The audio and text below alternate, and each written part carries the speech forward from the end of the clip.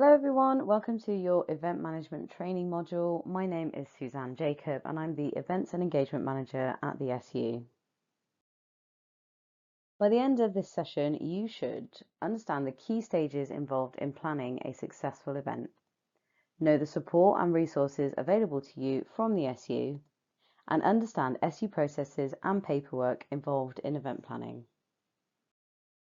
SU staff are here to support you during your event planning process. Although they won't actually be there at your events, it's really important that you can utilise them as a resource during the planning stages. You'll have a dedicated team for each of your group areas. So there's a team in societies, sports, volunteering and fundraising, arts and diversity and support. Your staff team will be the ones who will approve your event planners, they'll approve your finances, and you can ask them questions about your event so you can get the most out of the planning process. So let's get started. Your first job is to decide what kind of event you want to run. We see a huge variety of events every year, from end of year balls, performances, overseas trips, down to our smaller scale events like bake sales, fundraisers and movie nights. Next, you need to decide who is it for. Is it exclusively for your members? Are non-members welcome as well? Is it for the local community? Once you know who it's for, it will help you determine some of your event decisions that you make during the process. Why are you running it? Is it in order for your members to socialise? Are you fundraising for a local charity? Are you competing at a sports event? If you can focus on the reason why you're running an event from the beginning, it will help to inform the decisions that you make during the process. It's really easy to get caught up on certain details and move further away from the purpose of the event in the first place. When are you running it? It's important to pick a date that your guests will be able to attend. It sounds quite obvious, but there's quite a lot that happens in our academic calendar. Sometimes we see events being cancelled because the date that they picked just wasn't suitable for students. Maybe it was immediately after a holiday period or it was during exams. Just have a think about the academic calendar. Go back to the who is it for, who is coming, what are their calendars going to be like at that point. And finally, where is it? So the location will affect your travel costs. If it's, you might have venue hire, you might have to hire a coach. It might not be easy to get to, which might be a barrier for people to come.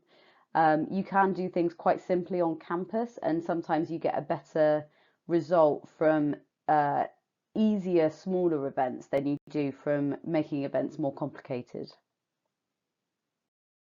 So next we'll move on to the event planner section of the training. So area staff will be informed of your event through the event planner process. We do have deadlines in place for that. It's to give you enough time to plan your event. It's to give staff enough time to check and approve your event and potentially go back with questions and issues. There's also some university processes involved with certain types of events, which we will go into more detail on. So the general deadlines for sort of what we consider to be a general event and social doesn't have too many complicated aspects like contracts or overseas or external speakers. We just need those in 3 weeks in advance of your event. For any shows and performances, particularly for our arts groups, that's 4 weeks in advance. Anything that involves an external speaker. So an external speaker is someone who is coming into our university setting to do a talk. It might be a lecture, it might be a workshop. They just have to be vetted. It's just to make sure that we're not bringing anyone dangerous in front of our students. And that has to be done 4 weeks in advance, as it may have to go through the university approval process. Any events involving contracts needs to be done in 6 weeks in advance. So you'll typically get a contract if you are booking an external venue. It might also be if you're hiring an external caterer or booking a DJ or some kind of supplier for your event. If you're running an overnight trip or an overseas trip, that's 8 weeks in advance. You will need to do a trip form for anything overseas, and there's extra processes around insurance.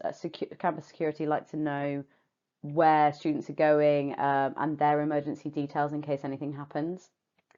And finally, any sports events which cost over £2,000, we need those planners in 8 weeks in advance. We're really excited to announce the launch of the new event planner this year. So if you were on the committee last year, you might be familiar with our old event planner. This is where you submit a detailed plan for your event, including relevant documents, which is then approved by SU staff. It's basically a big form. We just ask for all of the information that's involved in your event, all of the paperwork, and then we can have a good look through everything to make a decision on the approval of the event. So the new event planner is being hosted by Zoho Forms, and it will launch on the 1st of August for use by our groups. The new event planner is 33% shorter than the original event planner. We've done a lot of work to cut down the size of it, so we're not asking for any information that we don't need.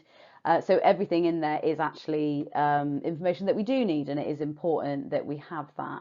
We just want to make the process more efficient for students and a bit less tedious. We'll be including updated templates and forms, including risk assessments and an updated finance form.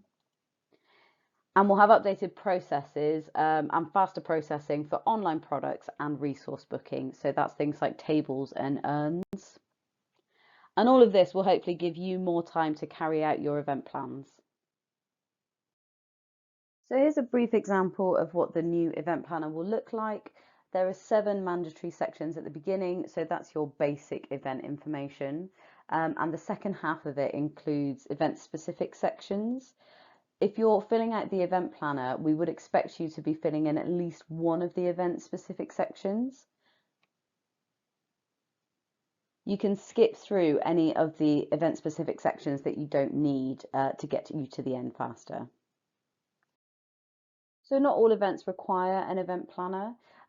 When you look at the event-specific sections on the event planner, they do relate to the types of events that we will need to see for approval, but there are some that you actually won't need to submit for at all.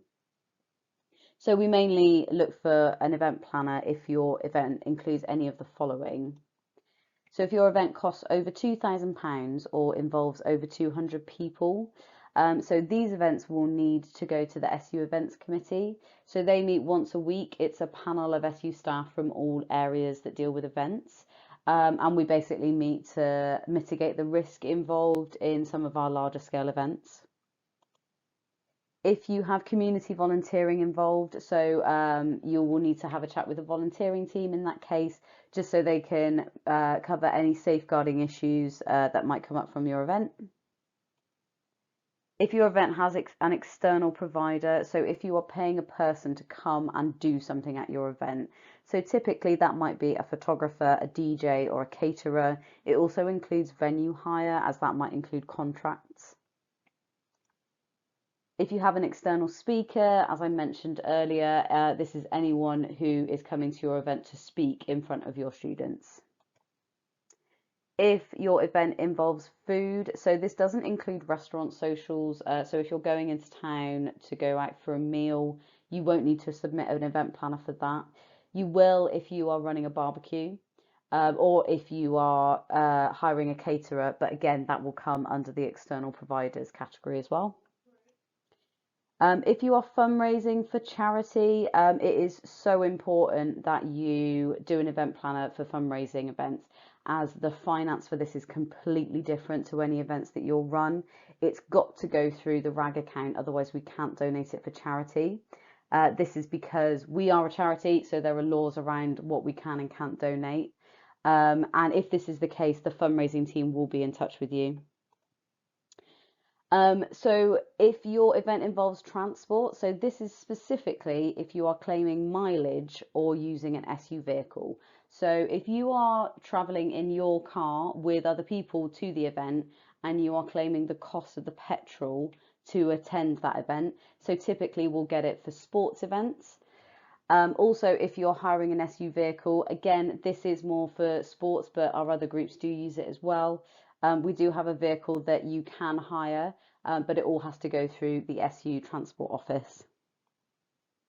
If you're screening a film, so we have strict licensing laws on our campus. There are certain things that you can and can't do, and there will be guides included in the event planner around this. Typically, it's about what films you can and can't show under our license, and it's also about how your event is advertised to your members. And if you're running an overnight or overseas trip, you will need to do an event planner. If it's overseas, you will additionally need to do a trip form. So you can submit an online product form without an event planner if your event doesn't come under this list. So going back to those restaurant socials, if you need to collect money to go to a restaurant in town, you can just do an online product now for that, and then we can generate a ticket from that form. The online product form will be slightly different to the one attached to the event planner. We'll basically ask for a brief description of what the event is before we put the ticket online. If you're planning a large-scale event such as an end-of-year ball, here is an example of the different planning stages and timelines that you will go through in order to get to the event. So it starts with checking the date availability with the venue. You can use your initial communication with them to establish minimum numbers of attendance, the costs involved with the venue hire, and the deadlines that they expect for things like payment. You then meet with SU staff from your area to discuss your event, and you can use this time to establish a finance plan. So how are you going to pay for the event, and also work on your promotional plans. Large scale events like balls will cost thousands of pounds, so it's important that you're prepared for the process that you're about to go through. And then we hit the 8-week point, which is the time for you to submit your event planner, including your online product form and your finance form. So you'll notice that there's some planning involved before you hit that 8-week deadline for the event planner. After your event planner is received, your event will be taken to the events committee, and this can take a week or so to be approved. And then we hit 6 weeks before your event. So at this point, the tickets are put up for sale following the approval of your event. And this generates the income that is required to pay the deposit for the venue. So we like to have that income come in so we know that the event is not at financial risk before we make a commitment to the venue that we're going to pay them the full balance. So then the deposit will be paid within 14 days of signing the contract with the venue. So it's really important that committee members do not sign contracts that come from venues. These need to be signed by officers from the relevant area. You don't have financial liability. Basically, it's the student union that does if anything goes wrong. So you are not the ones who should be signing those contracts. So 5 weeks before the event, you should be completing your specific risk assessment for this event. So typically a ball won't be covered by your general risk assessment because it's not something that you do as part of your general activity. So we'll just be asking for an update for that, which can be submitted into the event planner. You should next be submitting details of external providers working at your event to the SU. So that's your photographers, your DJs, your caterers. And then at 4 weeks before the event, the remainder of the balance should be paid to the venue. And then 1 week before the event, typically all invoices are paid to your external providers, and then your event happens. Within this time, you'll also need to think about things like marketing. So before the tickets go up on sale, you need to have marketed the event effectively so you know that your members are going to buy the tickets. You also need to think about what stuff you need to buy if you're buying decorations, who's communicating with your members before the event, who's sending out reminders, do you need to book transport, things like that. So there's lots of other mini steps within this, but this is a basic guide to how to run a large scale event. Next, we'll move on to finance.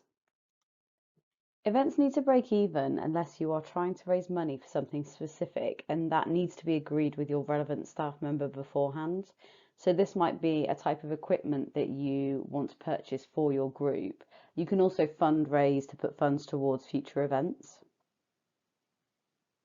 Before you can send any money to a venue or supplier, you must generate this income. So typically that's through ticket sales.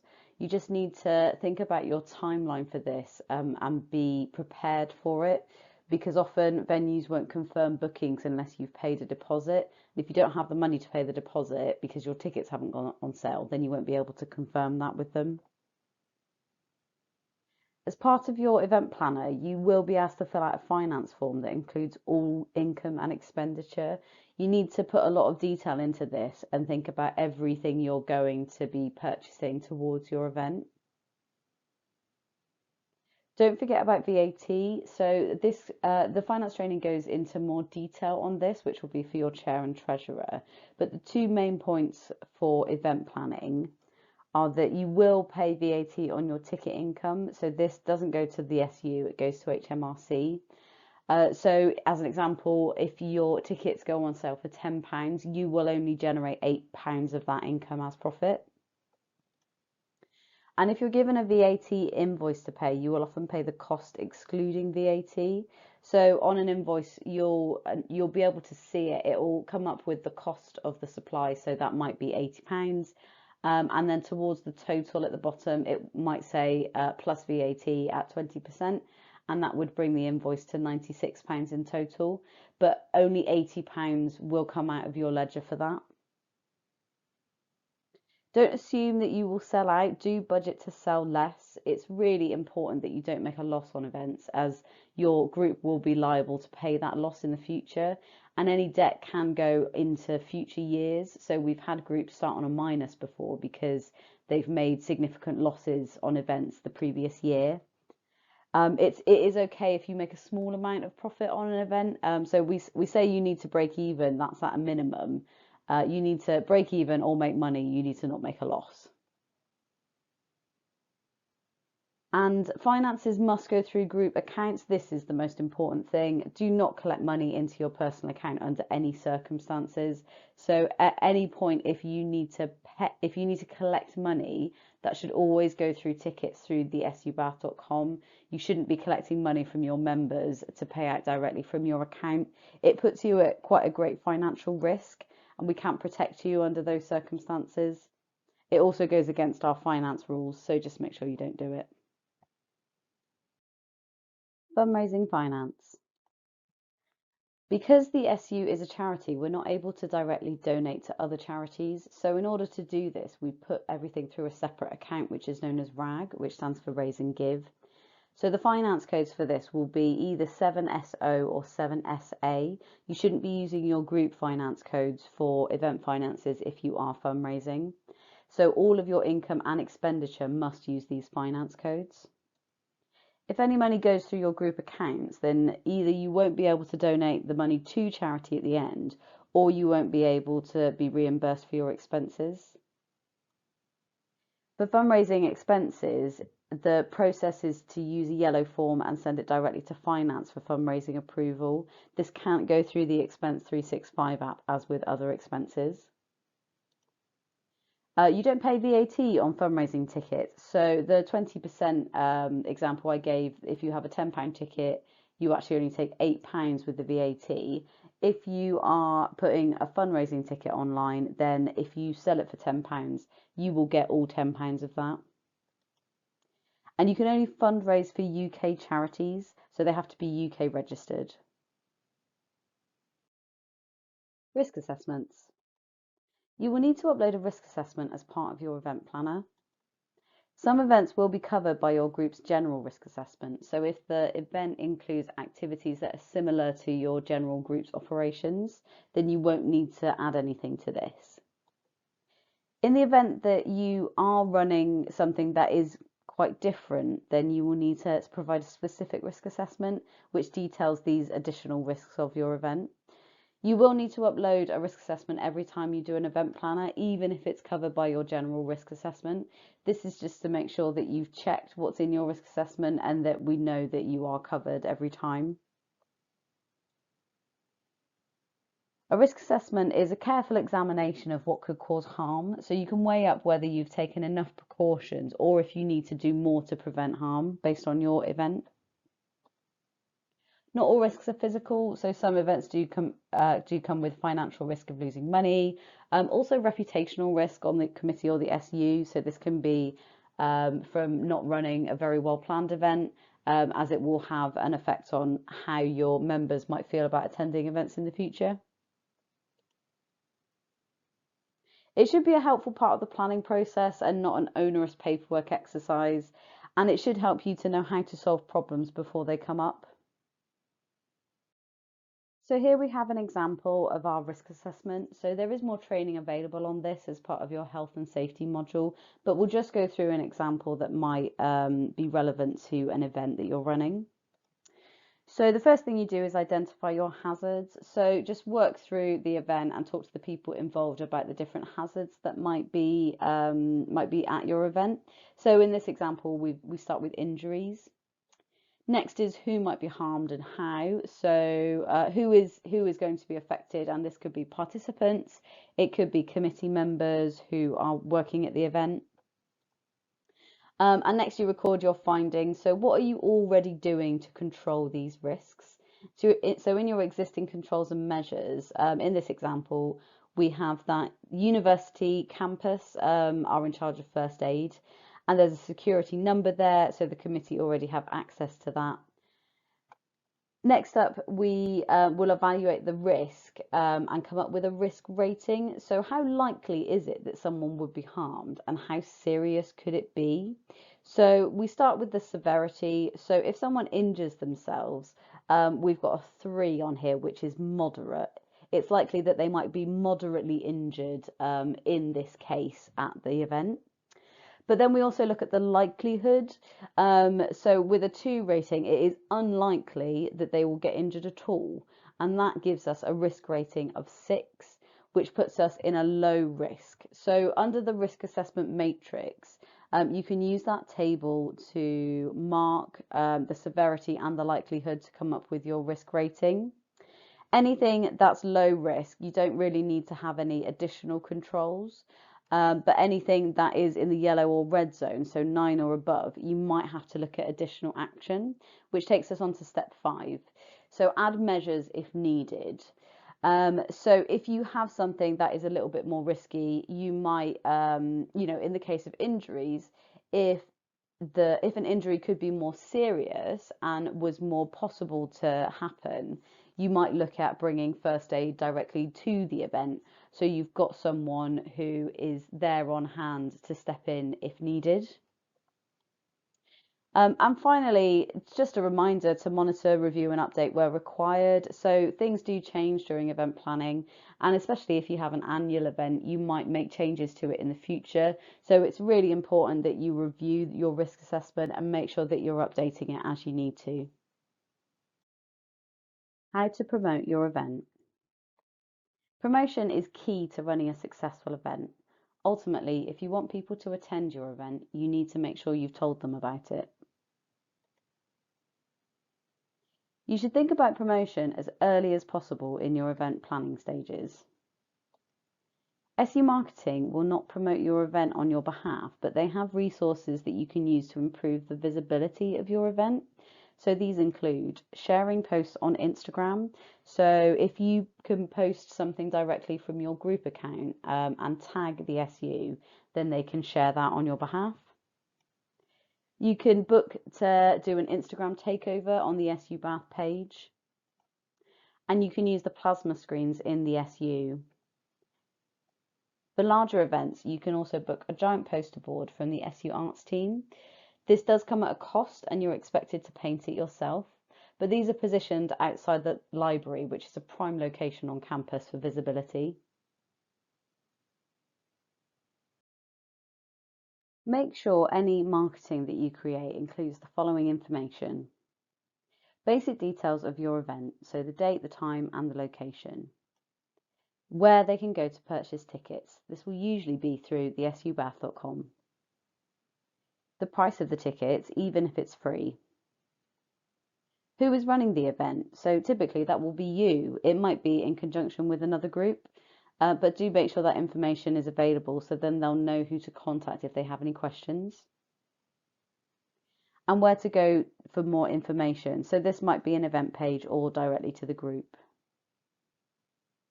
And do include the SU Group's logo on any posters. As an SU Group, you are officially part of our SU community, and it's important that you include that logo on any posters. Don't rely on social media alone, so do use your membership channels, such as WhatsApp group chats. You can also send emails directly through the website, which goes directly to your members, so anyone who has bought a membership product. It's helpful if you can try and use 3 different forms of marketing for your event. It just gives everyone 3 chances to see it. So that might be an Instagram post, a WhatsApp chat, and a physical poster on campus. So what is the key to running a great event? Be prepared, make sure all payments have been paid, make sure you have everything you need. Have you got the food sorted out? Have you got decorations? Communication is really key. So even things like contacting your guests shortly before the event, just to remind them of the key details and where they need to be. Communication is also really key for marketing, making sure that your promotion is heard by the right people. Think about the experience of your guests. So think about how they will travel through the event. What's going to happen when they get there, when they walk through the door? Who is going to greet them? Is there a schedule of what is going to happen? Have you thought about the layout of the event to make it really effective to the experience that your guests are going to have? It's key details that will help your members gain trust in the events that you run. That's how you build really good reputation for events.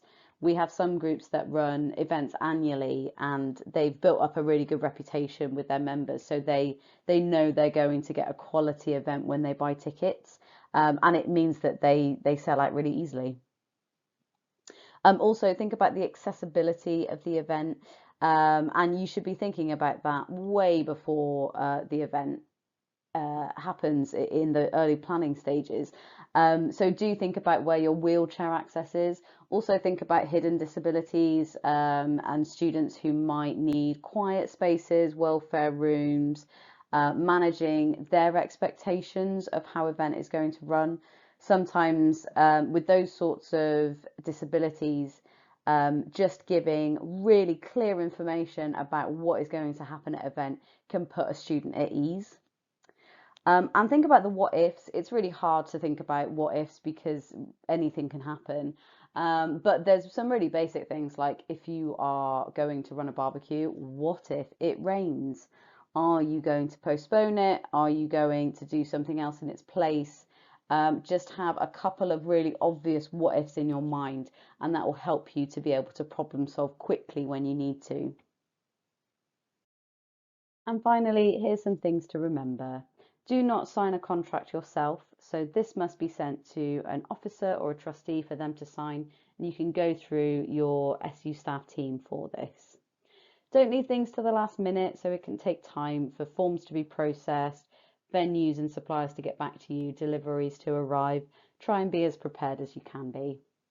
And don't pay for parts of an event with your own money or collect money into a personal account.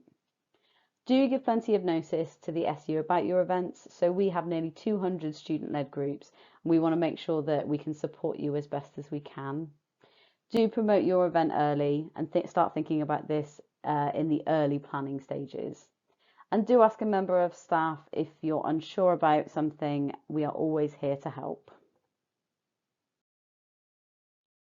Good luck with event planning.